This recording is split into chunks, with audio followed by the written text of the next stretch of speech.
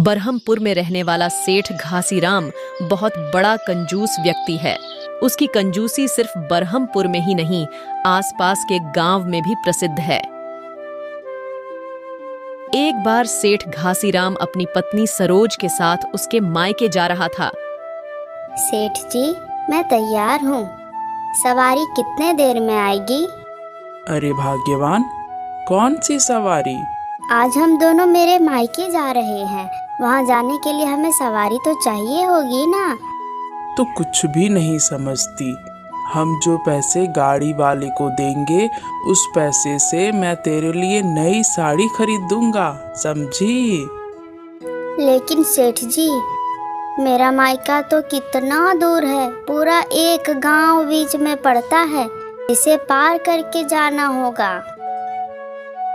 कोई बात नहीं, हम इतने दिनों बाद तुम्हारे मायके जा रहे हैं, आराम से जाएंगे। रास्ते में रुक रुक कर चलेंगे। अरे भाई, जल्दी किस बात की है? अगर रास्ते में रुक रुक कर जाएंगे तो मायके तो रात को ही पहुंचेंगे। फिर वापस कब आएंगे? अरे भाग्यवान, तू कैसी बातें करती हो? तुम इतने समय बाद अपने मायके जा रही है, कम से कम 2 दिन तो वहाँ रुकेगी। तेरे माँ और बापू को भी खुशी हो जाएगी। हाँ, आप बात तो ठीक कह रहे हैं। चलिए, ठीक है, हम पैदल ही चलते हैं। सेठ घासीराम सवारी गाड़ी के पैसे बचाने के चक्कर में अपनी पत्नी सरोज को पैदल ही उसके मायके लेकर निकल पड़ता है। भोली भाली सरोज इस बात को समझ नहीं पाती और खुशी खुशी सेठ घासीराम के साथ पैदल ही चल देती है। रास्ते में खजूर का बगीचा पड़ता है। भाग्यवान, देखो खजूर के कितने बड़े बड़े पेड़ लगे हैं और इन पर खजूर भी लगे हुए हैं। हाँ सेठ जी, यह तो पके हुए खजूर हैं। देखकर ही लगता है कितने मीठे और स्वादिष्ट होंगे। तुम सही कह रही हो भाग्यवान, खजूर देखने में तो बड़े ही स्वादिष्ट लग रहे हैं। सेठ घासीराम को खजूर बहुत पसंद है, लेकिन अपनी कंजूसी के कारण वो कभी भी बाजार से खरीदकर खजूर नहीं खाता। आज खजूर को देखकर उससे रहा नहीं जा रहा। भाग्यवान, मैं एक काम करता हूँ, पेड़ पर चढ़ जाता हूँ और थोड़े खजूर तोड़कर लाता हूँ। नहीं नहीं सेठ जी, आप कैसी बातें कर रहे हैं? ये खजूर का पेड़ है, कोई आम का नहीं। आप इतने ऊंचे पेड़ पर कैसे चढ़ेंगे?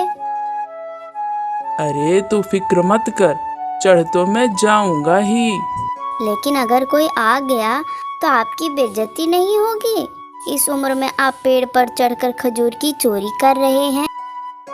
एक काम कीजिए, आप बाजार से खरीद कर खा लीजिएगा। अरे भाग्यवान, जो स्वाद चुराए हुए खजूरों में होगा ना, वह बाजार से खरीदे हुए खजूरों में थोड़ी मिलेगा। सरोज के लाख मना करने पर भी सेठ घासीराम ने उसकी बात नहीं मानी और खजूर के लालच में पेड़ पर चढ़ गया। ऊपर पहुंचकर उसने सबसे पहले जल्दी जल्दी 2-4 खजूर तोड़कर खा लिए। भाग्यवान, ये खजूर तो वाकई बड़े मीठे हैं। आहा हा, मजा आ गया। आप अकेले ही खाएंगे क्या? मुझे भी तो दीजिए ना कुछ। हाँ हाँ भाग्यवान, तुम्हें भी देता हूँ। रुक जाओ, मैं खजूर तोड़कर नीचे गिराता हूँ। तुम थैली में रख भी लेना और खा भी लेना। अच्छा ठीक है, आप खजूर तोड़कर नीचे गिरा दीजिए। देखिए, मैं 2-4 खजूर खाकर बाकी के थैले में रख लूंगी। सेठ घासीराम खजूर तोड़कर अपनी पत्नी को देने के लिए जैसे ही नीचे देखता है, उसकी हालत डर के मारे खराब हो जाती है। अरे क्या हुआ सेठ जी? गिराइए ना खजूर। अरे राम राम राम राम राम राम। सेठ जी, राम नाम की माला क्यों जप रहे हैं? खजूर फेंकिए। राम नाम की माला नहीं जप रहा, राम के पास जाने का समय आ गया है। आप ये कैसी बातें कर रहे हैं? मुझे यहाँ नीचे मेरी मृत्यु दिखाई दे रही है और कुछ भी नहीं। क्या बातें कर रहे हैं आप? अरे भाग्यवान, अब मेरे ऊपर जाने का समय आ गया है। तू मेरे बचाए हुए और मेहनत से कमाए हुए धन का ध्यान रखना। उसे खर्च मत कर देना। सेठ घासीराम बहुत डर गया। उसे खुली आंखों से यमराज दिखने लगे। आप कैसी बातें कर रहे हैं? डरिए मत, हिम्मत रखिए और धीरे धीरे पेड़ से उतरने की कोशिश कीजिए। नहीं नहीं, मैं यहीं ठीक हूँ, मैं यहीं ठीक हूँ। आखिर आप पेड़ के ऊपर कब तक बैठे रहेंगे? नीचे तो आपको उतरना ही होगा ना। थोड़ी हिम्मत कीजिए और भगवान का नाम लेते हुए नीचे उतर आइए। शायद तुम सही कह रही हो भाग्यवान। हे भगवान, अगर तूने मुझे सही सलामत इस पेड़ से नीचे उतार दिया ना, तो मैं तो पूरे 1000 ब्राह्मणों को भोजन कराऊंगा। हाँ। हाँ पक्का सेठ जी। नीचे मत देखिए, पेड़ के ऊपर देखते देखते धीरे धीरे नीचे सरकने की कोशिश कीजिए। थोड़ी देर भगवान का नाम लेते लेते और सरोज की बातों में सेठ घासीराम ने थोड़ी हिम्मत जुटाई और वह पेड़ से थोड़ा नीचे उतरा। उसने अपनी आंखें खोलकर नीचे देखा। अरे भाग्यवान, देखो देखो, मैं थोड़ा नीचे आ गया पेड़ से। हाँ सेठ जी, आप ऐसे ही हिम्मत कीजिए, फिर भगवान का नाम लीजिए और धीरे धीरे नीचे सरकते जाइए। सेठ घासीराम फिर से भगवान का नाम लेता है और थोड़ा और नीचे जाता है। भाग्यवान, यह इतना भी कठिन नहीं है जितना मैं सोच रहा था। मुझे लगता है कि अगर मैं 500 ब्राह्मणों को भोजन कराऊंगा, तब भी भगवान मुझे सही सलामत नीचे पहुंचा देंगे। सेठ जी, कैसी बातें कर रहे हैं आप? अरे बिल्कुल सही कह रहा हूँ, यह इतना मुश्किल काम नहीं है। हाँ, 1000 ब्राह्मण तो बहुत ज्यादा हो जाएंगे, 500 ठीक है। हे भगवान, तू मुझे इस पेड़ से सही सलामत नीचे उतार दे। मैं 500 ब्राह्मणों को भोजन कराऊंगा, पक्का भगवान, पक्का। सेठ घासीराम फिर से अपनी आंखें बंद करता है और हिम्मत करके पेड़ से थोड़ा और नीचे सरकता है। मैं तो और नीचे आ गया। वैसे मैं क्या सोच रहा था कि 500 ब्राह्मणों को भोजन कराना बड़ा महंगा पड़ेगा। मैं एक काम करता हूँ, 200 ब्राह्मणों को भोजन करा दूंगा।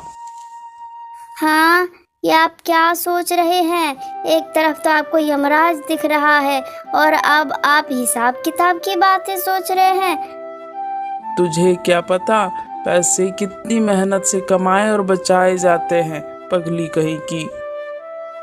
धीरे धीरे करके अंत में सेठ घासीराम पेड़ से नीचे आ ही जाता है। तेरा लाख लाख शुक्र है भगवान, जो तूने मुझे सही सलामत इस पेड़ से नीचे उतार दिया।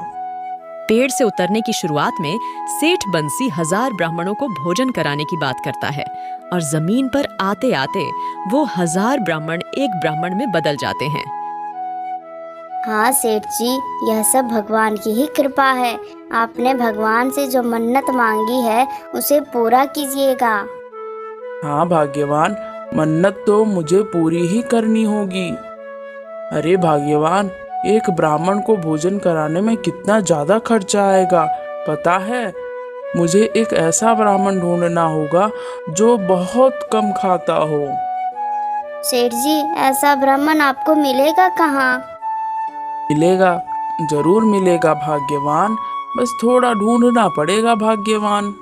लेकिन मेरा मायका, माँ बाबूजी इंतजार कर रहे होंगे। अरे भाग्यवान, तेरा दिमाग काम नहीं करता क्या? तेरे सामने मैं मरते मरते बचा हूँ, देख नहीं रही? अब यह मन्नत पूरी करनी होगी, बाद में देखेंगे मायका। पहले पहले चलकर ब्राह्मण ढूंढता हूँ। चलो।